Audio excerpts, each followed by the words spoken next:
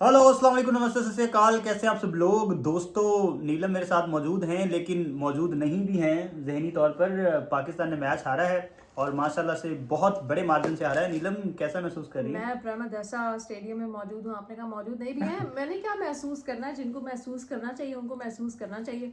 हम तो cricket fans हैं, चाहे इंडिया के क्रिकेट फैंस हों चाहे पाकिस्तान के क्रिकेट फैंस हों। मैं इतना मैच से इफेक्ट हुआ है कि मैं कैमरे में भी नहीं देख रही थी। मुझे अब याद आया कैमरे में देखना है। तो खैर जो करता धरता है, जो कोच हैं, जो सिलेक्टर्स हैं, जो पीसीबी है, उनको देखना चाहिए कि भाई बड़े नाम आप मूवीज़ में लेके आते हो क्योंकि मूवी हिट करानी होती है कि फवाद खान ले आए, माहिरा खान ले आए। बड़े नाम की क्रिकेट में ज़रूरत नहीं होती। और ये वो बात नहीं है कि हम इमोशनल हुए हैं तो हम कह रहे हैं कि शाहीन को भी निकाल दो, बाबर को भी निकाल दो, शादाब को भी निकाल दो। नहीं, ये बहुत रैशनली हम आपसे गुजारिश कर रहे हैं कि इन बड़े नामों से ये बड़ा अच्छा सर्व किया। अब इनको T20 के फॉर्मेट से, अब और भी फॉर्मेट्स हैं उनमें खिलाएं, PSL में खेलें, सब कुछ करें, लेकिन T20 जो नेशनल टीम है हमारी, उसकी जान छोड़ दें क्योंकि ये उसके लिए मेंटली फिट लग नहीं रहे। बिल्कुल सही कह रहे हैं नीलम। जैसे बीबीएल ने जो फार्मूला अपनाया ना कि जो ग्रुप स्टेजेस के मैचेस थे उन सब में शाहीन शाह अफरीदी के नाम को भी यूज़ किया, बाबर आजम के नाम को भी यूज़ किया। जो फैन फॉलोइंग व्हाट्सएवर जो लेनी थी वो ली। और उसके बाद इवेंचुअली जो है जब बड़े मैचेस आए तो उन्होंने कहा कि आप भी रेस्ट लीजिए, आप भी रेस्ट लीजिए, आप बीमारी का बहाना करके जाएं और आप कहें कि मुझे पाकिस्तान ने बुला लिया श्रीलंका के टूर के लिए। सो आपने भी पाकिस्तान के जो सेलेक्टर्स हैं, पाकिस्तान के ज़ाहिर है सेलेक्टर्स, अब ये मसला आ रहा है ना नीलम के, एक सेलेक्टर जो हैं वो लाहौर कलंदर से आ जाते हैं, एक कोच जो हैं वो इस्लामाबाद यूनाइटेड से आ जाते हैं। तो जो इस्लामाबाद यूनाइटेड के हैं उन्होंने फिर शादाब खान को ज़रूरी खिलाना है, आगा सलमान को ज़रूर खिलाना है। सेम गोज विद लाहौर कलंदर, उन्होंने फिर शाहीन शाह अफरीदी को कहीं से एडजस्ट करना है। तो फिर ये कोच को मामला चाहिए ना कि प्लेइंग 11 तो अपनी सीधी करे ना। आपको पिछले 2 मैचेस में पता चल रहा था शाहीन की परफॉर्मेंस का। आज आपने उसे, आप दिल पे हाथ रख के बताएं, नेम वैल्यू पे खेला है या अपनी परफॉर्मेंस पे खेला है? नेम वैल्यू पे खेला है। नेम वैल्यू, वरना सलमान मिर्जा खेल सकता था, नसीम शाह जो बाहर स्टैंड्स में बैठा अपना जोश दिखा रहा है वो भी खेल सकता था। उसी तरह से बाबर आजम के लिए ही इज क्वाइट रिप्लेसेबल। आपके पास बाहर फखर भी बैठा है, आपके पास ख्वाजा नाफी भी बैठा है। भाई हारना ही है तो आप नए लोगों को मौका दे दो। ठीक है, अच्छा किया, बाबर को एक मौका दे दिया, देख लिया, बाबर का भी कोई गिला ना रहे और बाबर के फैंस का भी कोई गिला ना रहे। ये अब ये मौका जो है ना, मैं ये तो नहीं कह रही आखिरी मौका होना चाहिए, लेकिन ये उस वक्त तक आखिरी मौका होना चाहिए जब तक कि वो अपने आप को टीम के लिए वैल्यूएबल साबित ना करें। जो बंदा अपने आप को टीम के लिए वैल्यूएबल साबित नहीं कर रहा, he should be out of the team ना। देखिए नीलम, एक वक्त था जब हम ये समझते थे कि शाहिद अफरीदी के बगैर क्या टीम होगी, अब्दुल रज़ाक के बगैर क्या टीम होगी, शुएब अख्तर के बगैर, उमर गुल के बगैर। सो इवेंचुअली जो नया टैलेंट होता है उसने रिप्लेस करना होता है पुराने लोगों को। सो आपने बहुत सारे रिकॉर्ड्स बना लिए, आपने बहुत सारे रन बना लिए, आपका बहुत शुक्रिया। सो सेम और मेन चीज़ ये है कि आपको अपना मिडल ऑर्डर स्ट्रॉन्ग करना पड़ेगा। Nawaz and Shadab are not your middle order कि इनमें आप। से एक खेल सकता है और यस। वो नवाज खेल सकता है। उसका रीजन पता है क्या है? अक्सर लोग कहेंगे कि नहीं नहीं शादाब बेहतर है, शादाब अगर शादाब बड़े मैच का प्लेयर नहीं है ना, जी। तो फिर शादाब बेहतर नहीं है। अगर बड़ी टीम्स के अगेंस्ट शादाब की परफॉर्मेंस नहीं हो सकती, ना बैट के साथ ना बॉल के साथ, तो फिर आप नवाज को रखें। कम अज कम नवाज ने 4 ओवर्स जो अपने कराए उसमें रन्स रोक के रखे। इस असल में ये है नीलम कि अगर आपने खिलाना है तो आप स्पिन बॉलर के तौर पे उनको खिला सकते हैं। आप क्या लेते हैं रिस्क, आप रिस्क ये लेते हैं कि 3 4 5 ऑलराउंडर घुसाने के चक्कर में आप ये समझते हैं कि चलो बॉलिंग नहीं करेगा बैटिंग कर लेगा, बैटिंग नहीं करेगा बॉलिंग कर लेगा।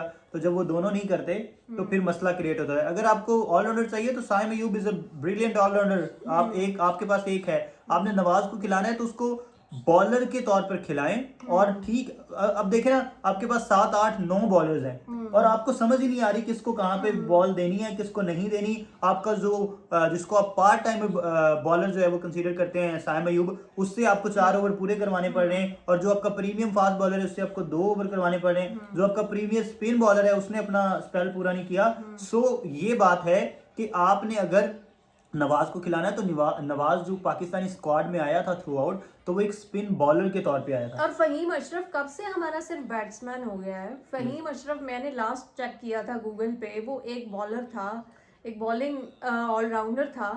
आप उससे बॉलिंग कराई ना, तो आप उससे यूएसए के अगेंस्ट बॉल करवा रहे हो ना, आप उससे नेदरलैंड्स के अगेंस्ट ना इंडिया के। वो किस दिन के लिए रखा है उसकी बॉलिंग को आपने? कोई मतलब अमावस की रात आएगी जिसमें वो बॉलिंग कराएगा, कब कराएगा वो बॉलिंग? और बैटिंग एवरेज उनकी कोई 20 की, बड़ी मुश्किल से 20 की है, 18-20 की उनकी बैटिंग एवरेज है। फिर So, नाफे को ही खिला लेते। नाफे को खिला लें। और दूसरी बात ये है कि आप जब तक रोल्स डिफाइन नहीं करेंगे और जब ये तुक्काबाजी जब तक चलती रहेगी कि आ गया, अगर अगर इसका नवाज नहीं चलता तो शराब चल जाएगा, शराब नहीं चलता तो फ़हीम अशरफ चल जाएगा, आप तो इस तुक्काबाजी में इस टूर्नामेंट के शुरू से ही बाहर होने लगे थे अगर एक तुक्का यानी जो फ़हीम अशरफ की शक्ल में ना चलता। सो और वो भी कैच जो छूट गया उनकी मेहरबानी। सो बेसिकली और उस जो मैच की जो आफ्टर प्रेस कॉन्फ्रेंस थी उसमें अगर आप देखें तो शायद जो फ़हीम अशरफ है उन्होंने बड़े खुले अल्फाज में कहा था, उन्होंने कहा हम तो ऐसे ही क्रिकेट खेल रहे हैं थ्रू आउट।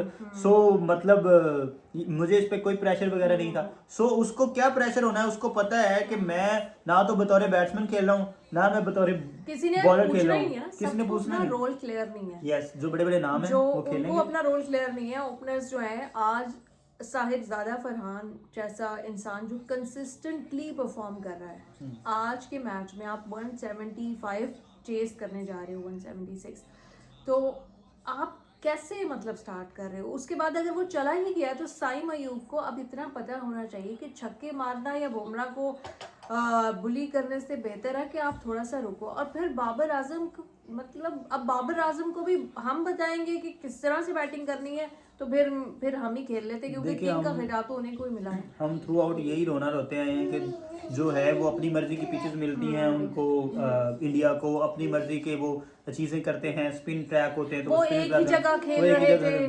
तो आपको ये एज मिला है, अब इस एज से फायदा उठाए ना। आपको स्पिनी ट्रैक मिले हैं तो आपको समझ ही नहीं आ रही, आपने इतने स्पिनर्स डाल लिए हैं, आपने को 10 तो स्पिनर डाले, आपके 9 तो बंदे बॉलिंग करवा सकते पहले हैं। कभी हमारे पास एक दफा वो किसने कहा था कि स्पिन में हमारे पास नो स्पिनर्स में टैलेंट स्पिनर नहीं नहीं है। है, हाँ, अजहर स्पिनर महमूद ने आना मेरे बंद हो ख्याल गए, से हाँ। कहा था। अब आप स्पिनर्स पे इतने हैवी हो गए हो कि आपने नसीम शाह को इग्नोर कर दिया है, आपने सलमान मिर्जा को लेके गए, उसे नहीं। उस आपकी स्ट्रेंथ मैच क्या है? प्लानिंग क्या है, मैच प्लानिंग क्या है, टॉस आप जीतते हो, आपकी स्ट्रेंथ है बॉलिंग। आप पहले जो है वो जनाब क्या नाम है, पहले बॉलिंग कर रहे इनसे हो, बेहतर आपने मैच तो तो अंडर डिफेंड करना था। 19 टीम खेल लेती है पाकिस्तान की। वही बात है, आपने अंडर 21 और अंडर 23 वाला वो जो टूर्नामेंट है जो एशिया कप हुआ उसका आपने फाइनल देखा। अहमद दानियाल डेथ का कितना अच्छा बॉलर है आपने देखा। सो उसको मौका क्यों नहीं मिल रहा, वो बड़ा नाम नहीं है। सेम गोज विद वहां पे जो है वो अब माज सदाकत जो है वो कितनी अच्छी बैटिंग करता है ऑलराउंडर। अगर ऑलराउंडर की लाइन लगानी है तो उस बेचारे को बुला लो, और अगर प्रॉपर स्पिन बॉलर खिलाना है तो गो विद सुफियान मुकीम। बहुत अच्छा उसने, वो आपको पता है फाइनल मैच जो है वो पाकिस्तान के हाथ से निकल चुका था और उसने वापस पाकिस्तान को मैच जितवाया सुफियान मुकीम ने। सो जो इस तरह के परफॉर्मर बच्चे हैं, जब तक आप उनको मौका नहीं देंगे, और हमारी जो आवाम भी है, हम जैसे लोग भी जो हैं, जो फैन फॉलोअर्स होते हैं बेसिकली, वो बड़े नाम्स को फॉलो कर रहे होते हैं। दे डोंट केयर कि वो कहते हैं ठीक है एक आध मैच में नहीं परफॉर्म किया। यही तो मैच होता है जिसकी आप जो है वो तैयारी करते हैं 2-2 साल 3-3 साल के इस मैच में परफॉर्म करना है। सो मेरे ख्याल में बहुत डिसअपॉइंटिंग था और टाइम भी शायद और हमें काफी ना आपके आंसू चाहिए, ना आपके रोने चाहिए, ना आपकी गिरी हुई बॉडी लैंग्वेज चाहिए। और लेकिन इंटेंट जब बैटिंग के लिए पाकिस्तान गया और जब स्कोर जो है वो 170 क्रॉस किया है, तो ऐसा लगा है कि पाकिस्तान की जो बैट्समैन थे उनको पता थे हमसे ना होगा, हमसे तो ना होगा। नहीं, वो 170 का जो फिगर है वो जब इन्होंने नजर आया, असल में हमने ये, और अगर आपको ये प्रेशर बैटिंग का लेते हैं आप बड़े टोटल का, तो आप पहले बैटिंग कर लेते। यस 190 किया ना इन्होंने यहाँ पे, 190 इन्होंने किया यूएसए वो के मैच खिलाफ। भी वैसे इतना कन्विंसिंग विक्ट्री नहीं थी ऑनेस्टली, सॉरी।